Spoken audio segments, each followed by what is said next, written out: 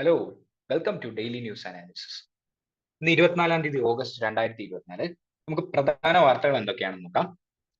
ആദ്യമായിട്ട് digital payments in 63 Kerala hospitals soon.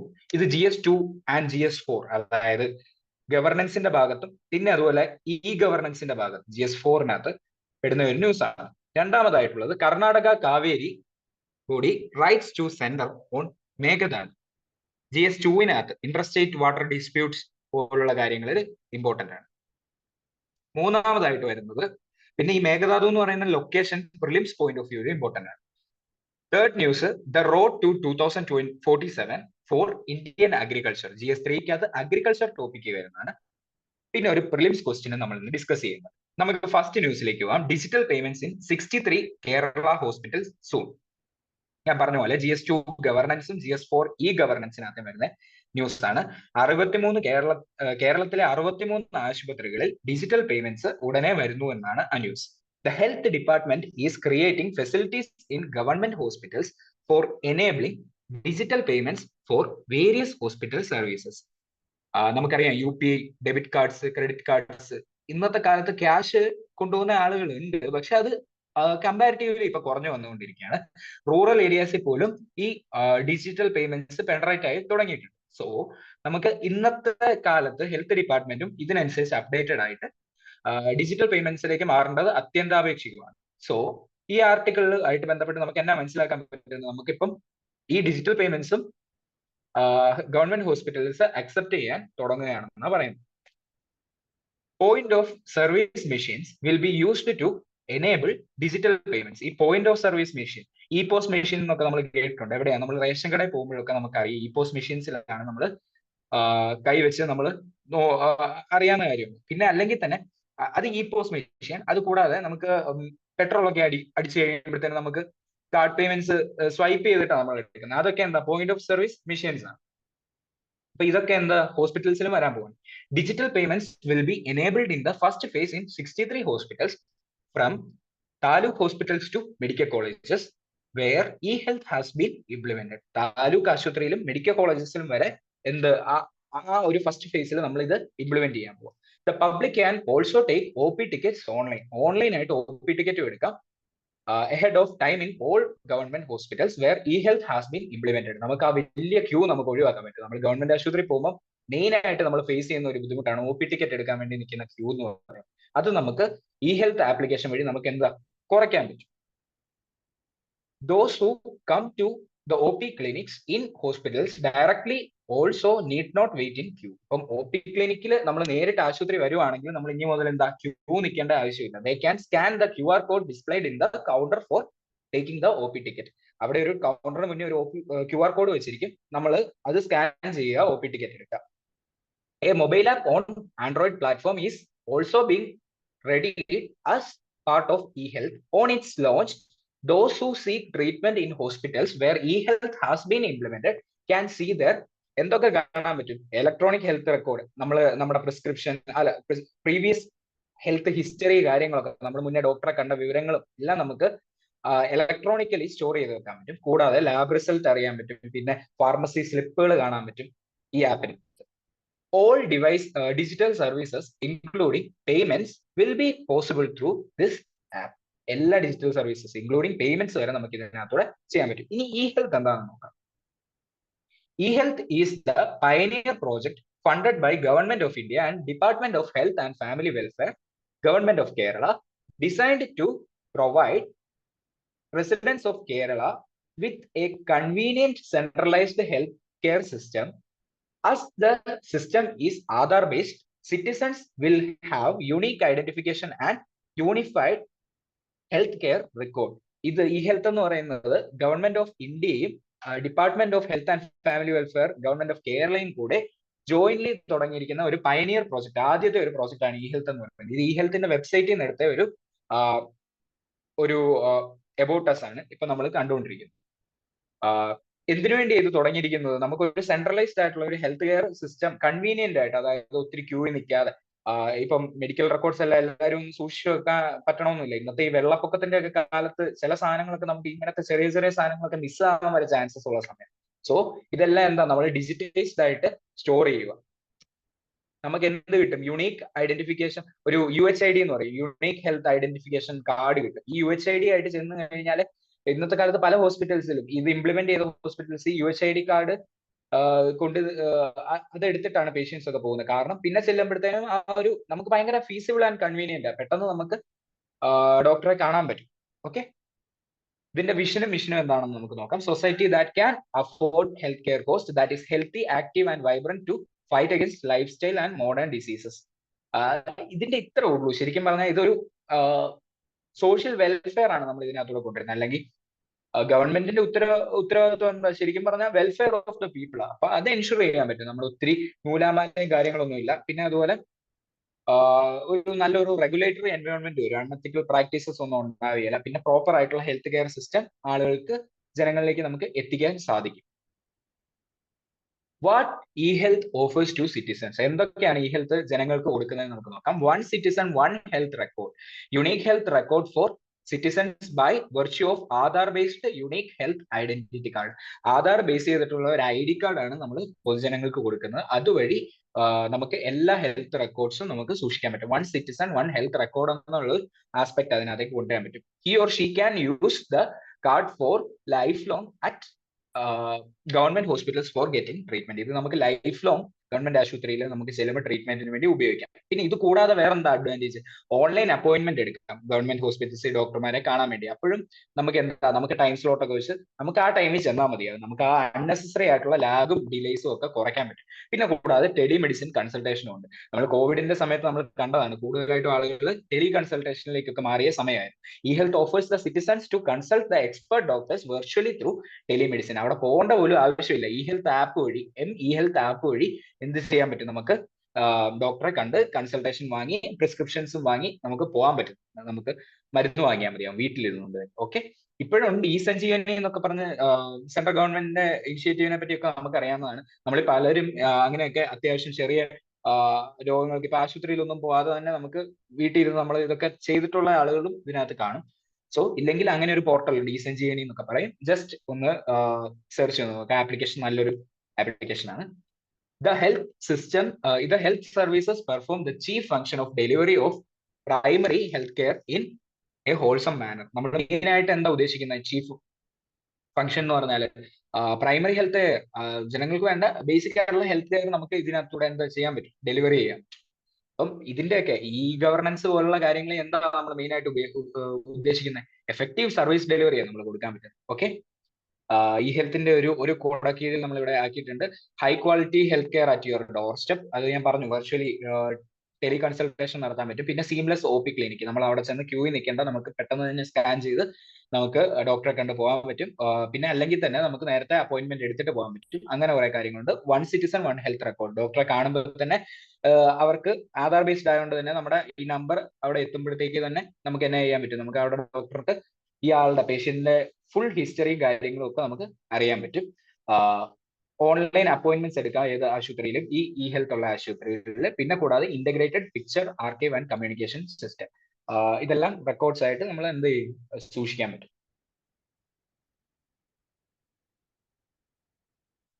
അടുത്തതായിട്ട് Karnataka Cauvery body writes to centre on Mekedatu. അപ്പൊ മേഘദാതു എന്ന് പറയുന്ന പ്രോജക്റ്റിനെ പറ്റി അറിയാവുന്നതാണ്. ഇതും സൗത്ത് ബേസിൽ വന്നതാണ്, പക്ഷേ കുറെ നാളായിട്ട് നമ്മൾ ഇത് ന്യൂസിൽ കാണുന്നതാണ്. അപ്പൊ എന്താണ് ഈ മേഘദാതു പ്രോജക്ട്? നമ്മൾ സിമ്പിൾ ആയിട്ടൊന്ന് അതിന്റെ ബേസിക് കാര്യങ്ങളൊന്ന് നമുക്ക് വിലയിരുത്താം. GS2 വരുന്ന ഒരു ടോപ്പിക്കാണ് interstate water disputes.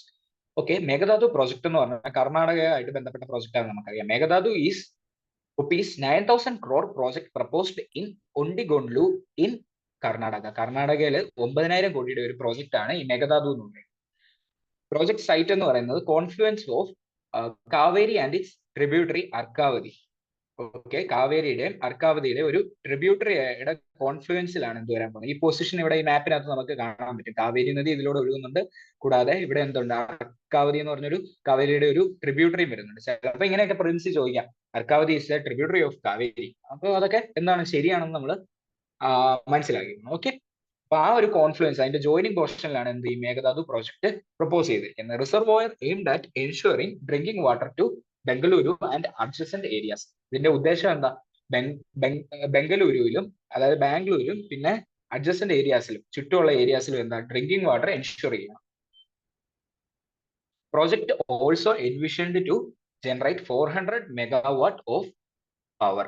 400 megawatt power generate ചെയ്യുന്ന അതിന്റെ ഒരു വിഷനിൽ വരുന്ന പാർട്ടാണ്. ഇതൊരു റിസർവോയർ ആയിട്ടാണ് നമ്മൾ അവിടെ പ്രപ്പോസ് ചെയ്തിരിക്കുന്നത്. അത് കുടിവെള്ളം എല്ലായിടത്തും എത്തിക്കാൻ പറ്റുമെന്നുള്ളതാണ് അവരുടെ ആ ഒരു വിഷൻ എന്ന് പറയുന്നത്.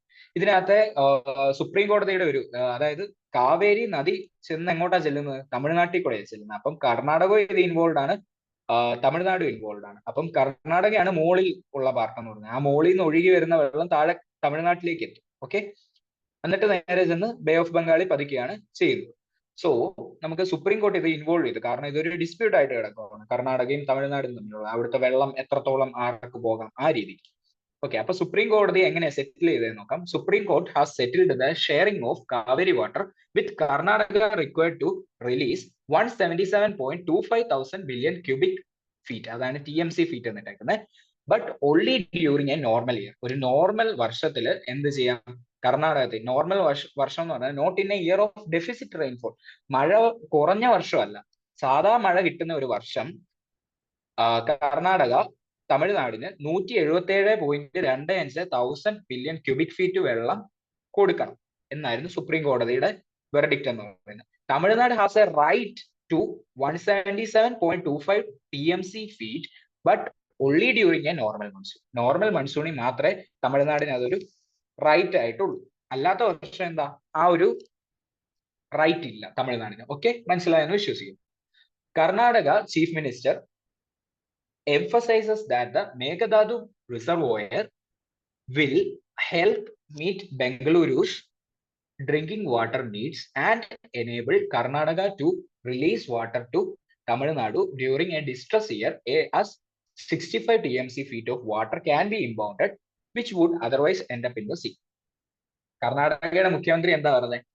ഈ മേഘദാതു പ്രോജക്റ്റ് വന്നു കഴിഞ്ഞാൽ ബംഗളൂരിന്റെ വാട്ടർ നീഡ്സ് മീറ്റ് ചെയ്യാൻ പറ്റും, കുടിവെള്ള ആവശ്യങ്ങൾ മീറ്റ് ചെയ്യാൻ പറ്റും. കൂടാതെ തന്നെ മഴ കുറയുന്ന വർഷം, ഒരു ഡിസ്ട്രസ് ഇയറിൽ പോലും എന്താ തമിഴ്നാടിന് ഒരു 65 TMC ഫീറ്റ് വെള്ളം വരെ പ്രൊവൈഡ് ചെയ്യാൻ പറ്റുമെന്നാണ് കർണാടക CMന്റെ ഒരു ആർഗ്യുമെന്റ്. തമിഴ്നാട് എന്താ പറഞ്ഞേക്കുന്നത്? അവരൊരു ലോ റിപ്പയറിംഗ് സ്റ്റേറ്റ് ആണ്. ഞാൻ പറഞ്ഞ അടിഭാഗത്താണ് വരുന്ന Kaveri. Opposes the project as it argues that the Meghdadu Dam would significantly reduce the water flow downstream, negatively impacting the state's agricultural activities and water supply. അവർ പേടിക്കുന്നുണ്ട് താഴോട്ട് വരുമ്പോൾ ഈ ജലം അങ്ങോട്ട് താഴോട്ട് ഒഴുകുന്നതിന്റെ ആ ഒരു ഫ്ലോ, വാട്ടർ ഫ്ലോ ഒക്കെ ഈ പ്രോജക്റ്റ് വരുമ്പോൾ, ഈ റിസർവോയർ വരുമ്പോൾ അഫക്ട് ചെയ്യുമെന്നാണ് അവർ പറയുന്നത്. And the Kaveri tribunal and supreme court order require the law riparian states no objection from for any project on the Kaveri river. ഇതിനകത്തെ പ്രതിസന്ധി എന്താന്ന് പറഞ്ഞാൽ കാവേരി ട്രിബ്യൂണലിനും സുപ്രീം കോർട്ട് ഓർഡറും ഒക്കെ പാസ് ആവണമെങ്കിൽ, അത് ഫലത്തിൽ വരണമെങ്കിൽ, ഇങ്ങനെ ഒരു കാവേരിയിൽ ഒരു പ്രോജക്റ്റ് നടക്കണം എന്നുണ്ടെങ്കിൽ ഇത് ആരുടെ സമ്മതം വേണം? തമിഴ്നാടിന്റെ ഒരു നോ ഒബ്ജെക്ഷൻ, NOC എന്നൊക്കെ പറയില്ലേ, നോ ഒബ്ജെക്ഷൻ സർട്ടിഫിക്കറ്റ് എന്ന് പറയുന്ന പോലെ താഴെ കിടക്കുന്ന, അതായത് ലോ റിപ്പയറിംഗ് സ്റ്റേറ്റ്, അടി കിടക്കുന്ന സ്റ്റേറ്റിന്റെ ഒരു നോ ഒബ്ജെക്ഷൻ സർട്ടിഫിക്കറ്റ് ഉണ്ടെങ്കിൽ മാത്രമേ എന്ത് ചെയ്യാൻ പറ്റുള്ളൂ, അവിടെ ഒരു ഇങ്ങനെ ഒരു മേഘദാതു എന്ന് പറയുന്ന ഒരു പ്രോജക്റ്റ് കൊണ്ടുവരാൻ പറ്റൂ. അതാണ് അതിനകത്തെ ഒരു പ്രതിസന്ധിയായിട്ട്. ഓക്കെ, എല്ലാവർക്കും മനസ്സിലായെന്ന് വിശ്വസിക്കുന്നു. അടുത്തൊരു ടോപ്പിക്കിലേക്ക് പോകാം. The road to 2047 for Indian agriculture. ഇതൊരു എഡിറ്റോറിയൽ പാർട്ടി വരുന്ന ഒരു ആർട്ടിക്കിൾ ആയിരുന്നു. 2047 ഇന്ത്യൻ അഗ്രികൾച്ചറിന്റെ ആ ഒരു പാതയെ പറ്റിയൊക്കെയായിരുന്നു ഇതിനകത്ത് ഡിസ്കസ് ചെയ്യുന്നത്. GS3 അഗ്രികൾച്ചറിൽ വരുന്നത് നമുക്ക് എന്താണെന്ന് നമുക്ക് നോക്കാം. ഗോൾ ആൻഡ് ചലഞ്ച് ഇതിൽ പറഞ്ഞിരിക്കുന്നത്: India aims to become a developed nation by its centennial of independence in 2047. നമുക്ക് 2047 ഡെവലപ്ഡ് ആകണമെങ്കിൽ എന്ത് വേണമെന്നാണ് പറഞ്ഞിരിക്കുന്നത്? This requires increasing per capita GNI, അതായത് ഗ്രോസ് നാഷണൽ ഇൻകം, ദേശീയ വരുമാനം 6 മടങ്ങായിട്ട് കൂടണം ഇപ്പോഴത്തെ. Okay, focus on agriculture. Significant agricultural transformation is needed. Sustainable practices like precision farming, genetically modified crops, and advanced irrigation, example drip irrigation ഉണ്ട്, sprinkler systems ഉണ്ട്, ഇതൊക്കെ crucial ആണ്. പിന്നെ പ്രധാനമന്ത്രി കൃഷി സഞ്ജയ് യോജന PMKSY ഇറിഗേഷനുമായിട്ട് ബന്ധപ്പെട്ടതാണ്. Has promoted micro irrigation over 78 lakh hectares with a 93,068 crore budget for 2021-26. അപ്പോൾ ഇതൊരു മൈക്രോ ഇറിഗേഷൻ പ്രൊമോട്ട് ചെയ്യുന്ന ഒരു സ്കീമായിരുന്നു PM-KSY എന്ന് പറയുന്നത്, പ്രധാനമന്ത്രി കൃഷി സഞ്ജയ് യോജന എന്ന് പറയുന്നത്. സോ ഇങ്ങനത്തെ ഈ ആർട്ടിക്കിളിൽ കുറെ അധികം നമുക്ക് മെയിൻസിലൊക്കെ യൂസ് ചെയ്യാൻ പറ്റുന്ന, അഗ്രികൾച്ചറൽ പാർട്ടി യൂസ് ചെയ്യാൻ പറ്റുന്ന കുറെ അധികം ടേംസും കുറച്ചധികം ഡാറ്റയും സ്റ്റാറ്റിസ്റ്റിക്സും ഒക്കെ ഇൻക്ലൂഡ് ചെയ്തിട്ടുണ്ട്. സോ വളരെയധികം ഇമ്പോർട്ടന്റ് ആയിട്ടുള്ള നല്ലൊരു ആപ്പൊക്കെ ഭംഗിയോടെ എഴുതിയിരിക്കുന്നത്.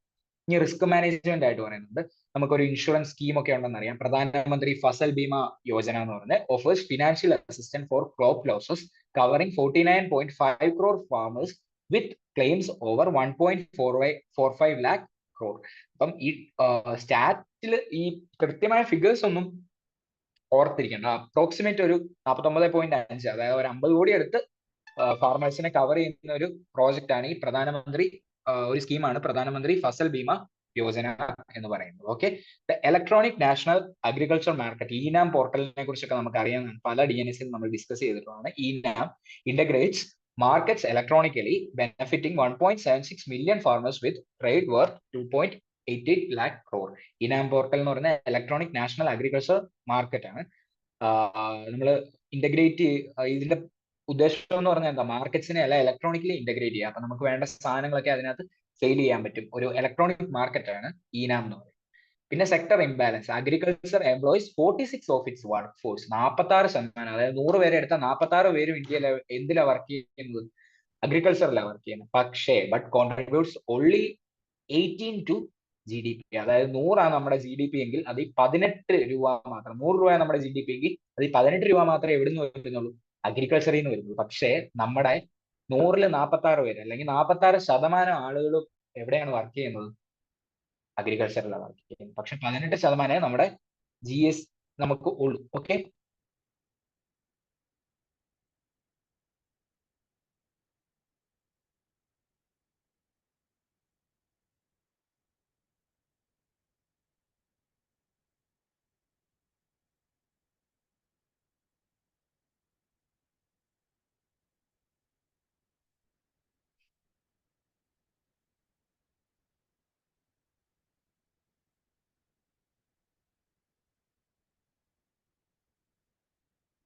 അടുത്തതായിട്ട് സെക്ടർ ഇംബാലൻസിനെ പറ്റി നമ്മൾ പറഞ്ഞു. Agriculture GDP growth has been slower compared to overall GDP growth. അപ്പം അഗ്രികൾച്ചറിന്റെ GDP growth എന്തായിട്ടുണ്ട്, കുറഞ്ഞിട്ടുണ്ടെന്നാണ് പറയുന്നത്. പയ്യാണ് പോകുന്നത്. അഗ്രികൾച്ചറിന്റെ GDP growth പയ്യാണ് compare to overall GDP growth.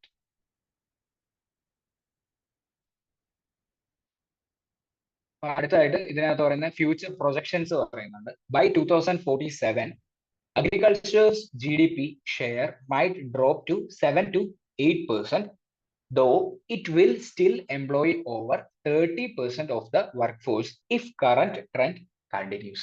അപ്പം 2047 കൂടി അഗ്രികൾച്ചറിന്റെ GDP ഷെയർ 7 മുതൽ 8% ഡ്രോപ്പ് ചെയ്യുമെന്നാണ് പറയുന്നത്. Though it will still employ over 30% of the workforce if current trends continue. Okay. അടുത്തതായിട്ട് 2023-24 overall GDP growth is projected at 7.6%, but agricultural GDP growth is as low at 0.7%. അതായത് GDP growth project ചെയ്തിരിക്കുന്ന 2023-24 7.6%. പക്ഷേ നമ്മുടെ agricultural GDP growth എന്ന് പറഞ്ഞാൽ 0.7% affected by അൺസീസണൽ Reigns. ഇവിടുത്തെ ഒരു പ്രശ്നം എന്ന് പറഞ്ഞാൽ അൺസീസണൽ ആയിട്ടുള്ള റെയിൻസ് ആണ്. പിന്നെ population and food demand, India's population is expected to reach 1.5 billion by 150 കോടിയാവും 2030 ആകുമ്പോൾ നമ്മുടെ പോപ്പുലേഷൻ. അപ്പം ആൻഡ് 159 കോടി ബൈ 2040. അപ്പൊ എന്താണ് ഫുഡ് ഡിമാൻഡ് എന്താ കൂടിക്കൊണ്ടിരിക്കുക, 2.85% ആനുവലി കൂടിക്കൊണ്ടിരിക്കുക to population growth, due to population growth. അപ്പൊ ഫുഡ് ഡിമാൻഡ് എന്താ 2.85% ആനുവലി കൂടും, വിൽ ഗ്രോ എന്നാ പറയുന്നത്, അതായത് കൂടാൻ ചാൻസസ് ഉണ്ട്. സോ ഇതൊക്കെ നമുക്ക് മെയിൻസ് യൂസ് ചെയ്യാൻ പറ്റുന്ന നല്ല റെലവെന്റ് ആയിട്ടുള്ള സ്റ്റാറ്റിസ്റ്റിക്സ് ആണ്. പിന്നെ എക്സ്പെൻഡിച്ചർ എലാസ്റ്റിസിറ്റി നമുക്ക് നോക്കാം. The rice in per capita expenditure is expected to have a lower impact on food demand post 2023. അപ്പം പെർ ക്യാപിറ്റ എക്സ്പെൻഡിച്ചർ കൂടിയാലും അത് ഫുഡ് ഡിമാൻഡിൽ അത്ര ഒരു ഇമ്പാക്ട് ഉണ്ടാക്കിയാലും demand for meat will grow by 5.82%, while rice demand will increase by only by 0.34%. ഇനി കുറച്ച് policy ഇനിഷ്യേറ്റീവ്സിനെ പറ്റി ഈ ആർട്ടിക്കിൾ പറയുന്നുണ്ടായിരുന്നു. Rationalising food and fertiliser subsidies and investing in agricultural R&D and extension services are vital. പിന്നെ initiatives including the Pradhanmantri Kisan Samman Nidhi PM Kisan providing 6,000 annually to over 11.8 crore farmers. 11.8 കോടി ജനങ്ങൾക്ക് വർഷം 6,000 രൂപ വെച്ച് PM കിസാൻ സ്കീം വഴി നമ്മൾ കൊടുക്കുന്നുണ്ട്. പിന്നെ കൂടാതെ സോയിൽ ഹെൽത്ത് കാർഡ് സ്കീം ഉണ്ട്. Aims to optimise soil use. കൃത്യമായ വളക്കൂറും എല്ലാം മനസ്സിലാക്കി ആളുകൾക്ക് കൃഷി ചെയ്യാൻ പറ്റുന്ന ഒരു ഇതാണ് സോയിൽ ഹെൽത്ത് കാർഡ് എന്ന് പറയും. വിത്ത് ഓവർ 23 crore കാർഡ്സ് ഉണ്ട്, ഡിസ്ട്രിബ്യൂട്ട് ചെയ്യുന്നുണ്ട്. പിന്നെ കൂടാതെ the agriculture 23 crore cards distribute ചെയ്തിട്ടുണ്ട്. പിന്നെ കൂടാതെ അഗ്രികൾച്ചർ ഇൻഫ്രാസ്ട്രക്ചർ ഫണ്ട് ഉണ്ട്. Has sanctioned over 38,326 projects improving incomes by 20 to 25%. 20 മുതൽ 25% ഇംപ്രൂവ് ഉണ്ടായിട്ടുണ്ട് ഇൻകംസിലൊക്കെ അഗ്രികൾച്ചർ ഇൻഫ്രാസ്ട്രക്ചർ ഫണ്ട് വന്നപ്പോഴത്തേനും. പിന്നെ കൂടാതെ the Swamitva scheme initiative enhances property ownership transparency in rural areas. അപ്പം പ്രോപ്പർട്ടി ഓണർഷിപ്പ് ട്രാൻസ്പെറൻസി ഒക്കെ ഇൻക്രീസ് ചെയ്തിട്ടുണ്ട് ഈ സ്വാമിത്വ സ്കീം വഴി. അതൊക്കെ നമ്മൾ പല DNAസിൽ നമ്മൾ ഡിസ്കസ് ചെയ്തിട്ടുള്ളതാണ്. റൂറൽ ഏരിയാസിനെ മെയിൻ ആയിട്ട് ഫോക്കസ് ചെയ്തിട്ടുള്ള ഒരു സ്കീമാണ്. അടുത്തതായിട്ട് strategic planning. By 2047-48 food grain demand is expected between 402 million to 437 million tons. Food grain demand കൂടുമെന്ന് ഞാൻ പറഞ്ഞു, പോപ്പുലേഷൻ കൂടുമ്പോഴത്തേന്. Which production likely to exceed demand by 10 to 13%. By the 2024-25 budget allocates 20 lakh crore for agricultural credit and introduces the agricultural accelerator fund to promote innovation. നമ്മൾ ഇത് ബഡ്ജറ്റിലൊക്കെ കാണാൻ ഇതൊരു important ആയിട്ടുള്ള ഒരു ടൈമാണ്. ഇതൊക്കെ നമുക്ക് മെയിൻസിൽ എക്സാമിൽ യൂസ് ചെയ്യാൻ പറ്റുന്നതാണ്. അഗ്രികൾച്ചറൽ ആക്സിലറേറ്റർ ഫണ്ട് എന്ന് പറയുന്നത് ഇന്നോവേഷൻ കൊണ്ടുവരാൻ വേണ്ടി ഈ കൃഷിക്കകത്ത്. പിന്നെ കൺക്ലൂഡ് ചെയ്യാൻ വേണ്ടി to meet future demands and enhance sustainability India must adopt innovative practices, strategic planning and significant investment in agriculture. അപ്പം നമുക്ക് എന്താണ് ഈ ഡിമാൻഡ് ഒക്കെ മീറ്റ് ചെയ്യണമെങ്കിലും സസ്റ്റൈനബിൾ ആയിട്ട് മുന്നോട്ട് പോകണമെങ്കിലും നമ്മൾ പുതിയ ഇന്നോവേറ്റീവ് ആയിട്ടുള്ള പ്രാക്ടീസും സ്ട്രാറ്റജിക് ആയിട്ടുള്ള പ്ലാനിങ്ങും സിഗ്നിഫിക്കന്റ് ഇൻവെസ്റ്റ്മെന്റ് ഒക്കെ അഗ്രികൾച്ചറിൽ കൊണ്ടുവരണമെന്നാണ് ഈ ആർട്ടിക്കിളിൽ പറഞ്ഞിരിക്കുന്നത്. ഇനി ഒരു പ്രിലിംസ് ക്വസ്റ്റ്യനും കൂടെ നമുക്ക് നോക്കാം. Which of the following options about Kaveri river are correct? ഒന്നാമത്തെ സ്റ്റേറ്റ്മെന്റ് എന്ന് പറഞ്ഞാൽ Meghdadu is a deep gorge at the confluence of Kaveri and Bhavani River. Statement 2, Supreme Court has settled the sharing of Kaveri water referred to release 177.25 TMC feet water every year. Option A, statement 1 is correct. Option B, statement 2 is correct. Option C, both statements are correct. Option D, neither statements are correct. അപ്പോൾ ഇതിന്റെ option എല്ലാവരും ഒന്ന് correct ആയിട്ടുള്ളത് comment ചെയ്യുക. So happy learning ഇന്നത്തെ DNA കഴിഞ്ഞിരിക്കുന്നു. Thank you.